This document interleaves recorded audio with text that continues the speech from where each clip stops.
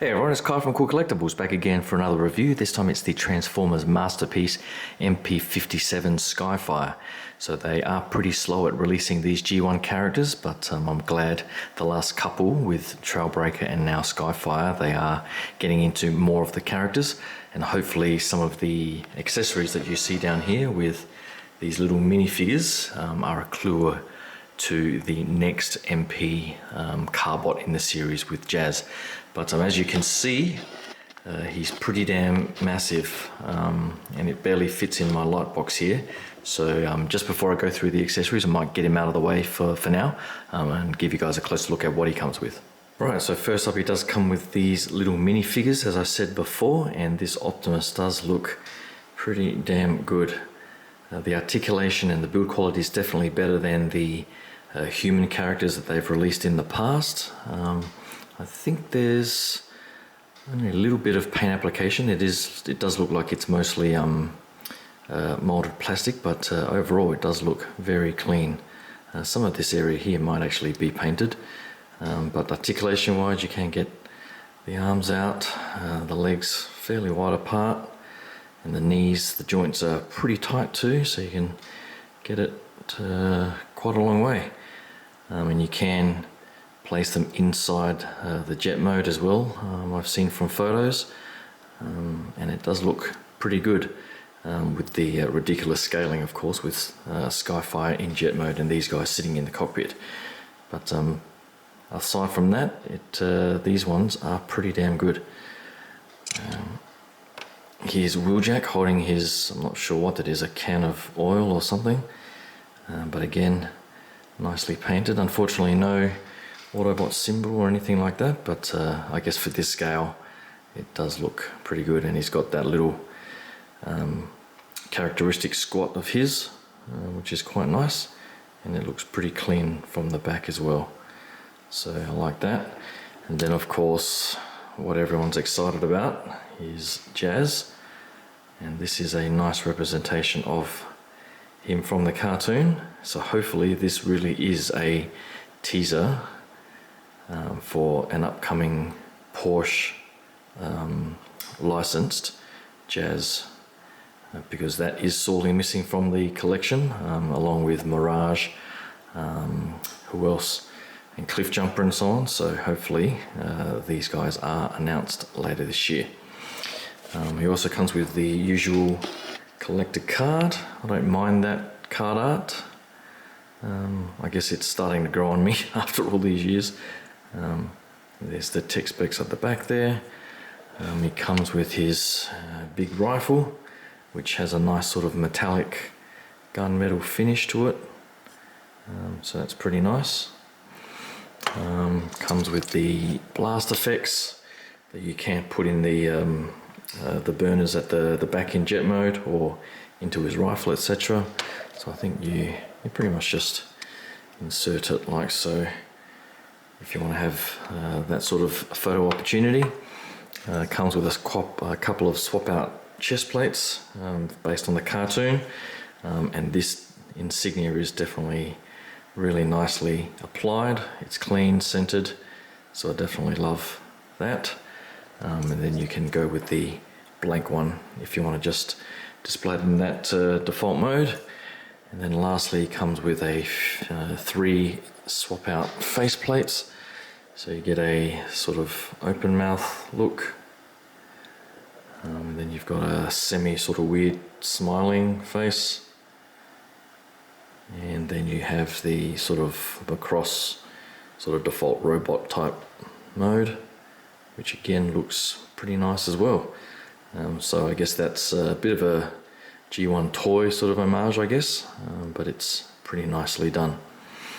People have complained about the face, but I'm not quite sure why. It looks very cartoon-like, based on what I recall of the cartoon and some of the screenshots I've looked up recently. They've said the chin is too long and so on, but that's been pretty much the G1 style for a while now. But I do like the blue eyes and the sort of facets going down the face and so on. So I think overall they've done a pretty good job. But that's pretty much it on the accessories front. I'll get him back in jet mode and give you guys a closer look at that. Hold on. Right, so here he is in jet mode, and he's definitely the biggest aircraft that I have in the MP collection to date. I can't actually recall if there's any release so far that's larger. I'm just thinking MP-24 Star Saber maybe, but from my recollection, I don't think it was anywhere near as large as this. The only thing I don't quite like about the mode, particularly the stand here, I'm not sure why they chose this strange orange color. The Decepticon stands that came with the Seekers was the typical purple, but I'm not sure why they didn't just go with the Autobot red. So all of this red here is in tune with the insignia, but they went with an orange base, which is a little bit bizarre for me. It would have been just nicer if it was the darkish red. But apart from that, the jet mode itself, it comes pretty much almost assembled or transformed into this mode. You just need to sort of fold out the wings a little bit, but overall I think it looks fantastic, and very cartoon accurate for the most part. I think there were some complaints around some of the gappage here, and it's true there are gaps there. You can sort of see all the way through to the other side from underneath there. I can't quite get the camera off the tripod here, but you can see all the way through. I think there's a bit of gappage at the back here as well, so that is unfortunate, but I guess for me that's not really a deal breaker or anything like that. I think on display when you're having it like this, it still looks pretty damn fantastic, and like he just jumped right out of the cartoon. So I can't complain too much on that. The back here looks pretty nice too. The wings do have a tendency to fold down a little bit. There is this weird joint that was a little bit hard to bend straight out of the box, but you can sort of see the wings bow down a little bit at that point, and they don't quite sit straight, even though I've tried to do that, so that's unfortunate as well. But yeah, there's probably the few complaints that I've got for it. Other than that, the paint application, all the white here, the red is all very nicely done. No issues from what I've seen. You do sort of get some of the play features as well. So you can sort of open up this cockpit and have one of the figures sitting there. I think I can't remember which one or both. One of these panel sort of flips up and opens as well, which I'm not even going to bother to do. I'll try and get through the transformation a little bit, but there's plenty of sort of photo opportunities for Optimus and so on to sort of sit in the figure, or Wheeljack to sit in the cockpit and so on. So I think if you are planning on displaying it in this mode, I think it'll look pretty fantastic on display. It's probably 30-40 centimeters in length, so probably at least 10 centimeters taller than or longer than the Seekers, the new MP-52 mold. So if you do display in this mode, I think it'll look pretty fantastic, particularly flying with the likes of Starscream and so on from that episode. But for me, in my collection, all the G1 characters, apart from the repaints, are all in bot mode. So I'll go through the transformation and give you guys a look in bot mode. I'm not even going to bother doing the Macross walk mode. I think that's a bit of a silly gimmick, to be honest, but I'm not sure if that's part of the transformation at all, but if so, I'll take a few photos. But apart from that, I'll get straight into the bot mode, and I'll be using the official Takara transformation video, which by all accounts is pretty clear and a safe way of transforming this figure. So I'll see how long it takes for me to do that, but until then I'll come back in a few minutes, hopefully, and not too long, and go through my thoughts on bot mode. Hold on.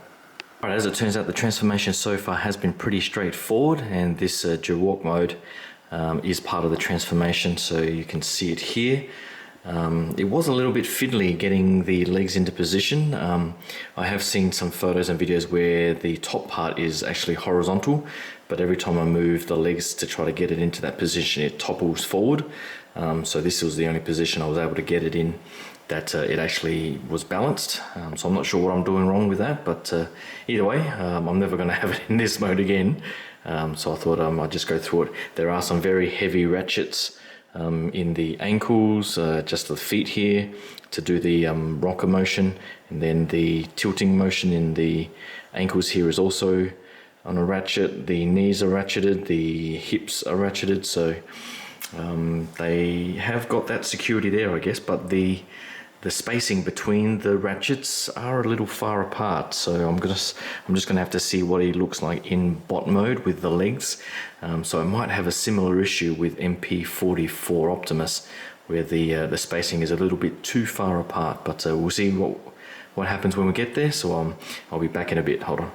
Alright, so here he is in bot mode, and I have to say he does look pretty damn fantastic once you do get it done. But the transformation, for 90% of it, it was smooth sailing until I had to get to this fucking ridiculous backpack.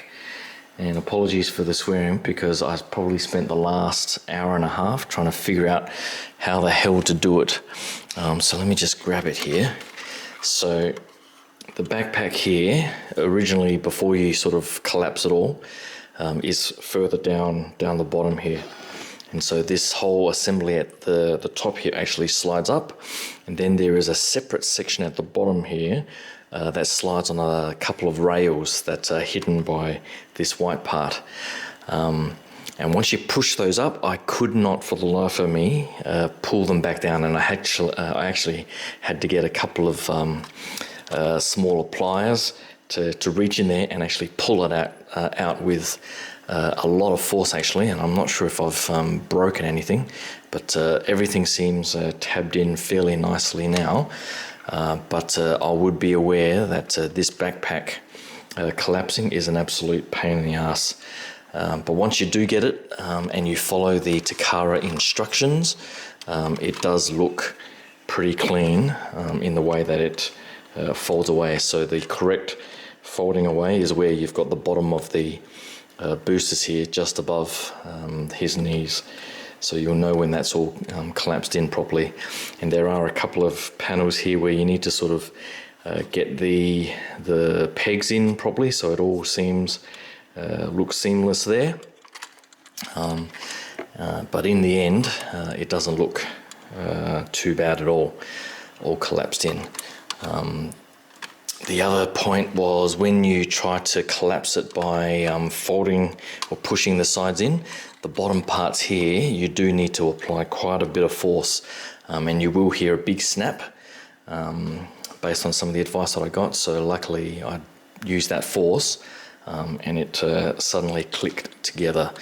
But all up, that took me about an hour and a half to get that backpack done properly, which was an absolute pain. So at least the end result is pretty damn spectacular. People also said that they had problems with the chest here. You do have to sort of fiddle around with getting the shoulders pegged in, this chest piece pegged into the centerpiece. But once you do, it's very, very firm.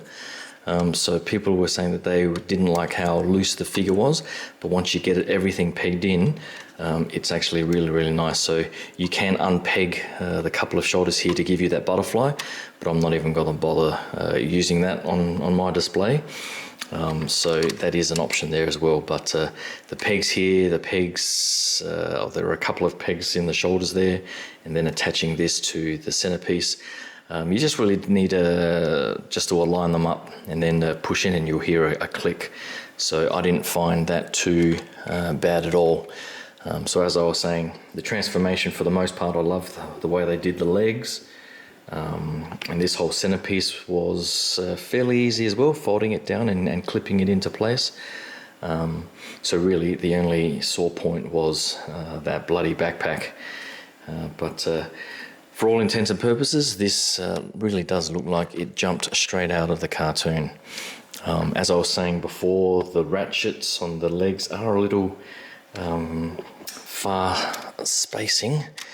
So if I just sort of one more space out, oh God, you'll see that he does look like he's doing the bloody splits, so I don't quite like how they've spaced them so far apart. For my collection at least, it'll be just like that, standing up like so. I'll probably do the pose that he's got on the back of the box actually, which I do like, so I'll probably do that for my display. Articulation, you can sort of get it, I think that's pretty much as far as I could move it, but you can hear all the ratchets and so on. I think the only joint that's not a ratchet is the elbow joint, which is pretty tight and smooth, so I do like the way they've done that overall. There's his head sculpt there out of the box, which I'll probably stick with. I'm not sure I'll go with the sort of smiling face or the mouth open. I do like that default face. But that's pretty much all my thoughts. I am going to have a bit of a break and then take some photos with the other characters. So hopefully you can stay tuned to the Facebook and Instagram pages for some more photos coming up over the next few days. But hopefully you like my look at this Skyfire MP-57. I think if you're a G1 cartoon fan, this is definitely up your alley. If you're more into the sort of different styles of the third-party figures, then this probably isn't for you. But for me, this looks like it just steps straight out of the cartoon, and proportion-wise, I think if I can sort of move him back a little bit so you can get a better feel for it, I think the proportions are dead on perfect. People were talking about the Fans Toys version looking more heroic and so on, but I'm looking at it in person now with the bulky chest and so on, and I think it looks fantastic. But each to their own. For those that like the Fans Toys version and don't want to get this, then I guess it's great to be a Transformers collector these days with plenty of options. But for me, I'll be sticking with the Masterpiece series from Takara, and hopefully they do announce a few more this year. But until then, thanks again. Hopefully you can stay tuned, and I'll talk to you guys soon. Thanks. Bye.